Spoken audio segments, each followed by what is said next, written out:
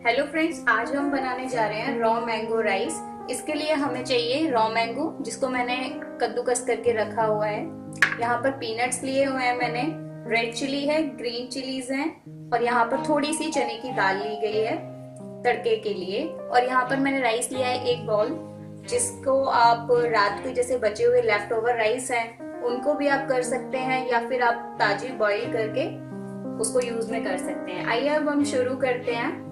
यहाँ पर मैंने कढ़ाई ली हुई है, इसमें मैंने रिफाइंड ऑयल डाला हुआ है लगभग 2 चम्मच के बराबर। और अब मैं यहाँ पर थोड़ी राई डालूंगी।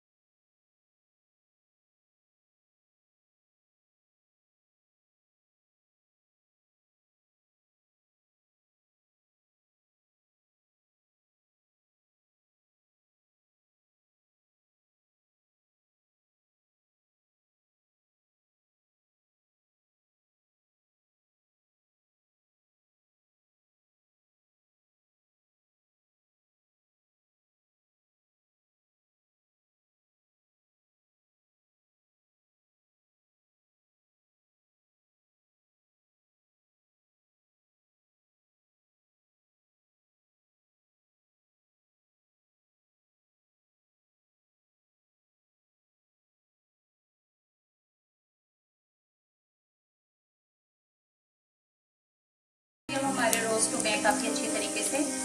अब हम ये जो रॉ मैंगो मैंने कट करके अच्छे से कद्दूकस करके रखा हुआ था वो हम इसमें डाल देंगे, और इसको लगातार आप चलाते रहिए ताकि ये लगे नहीं।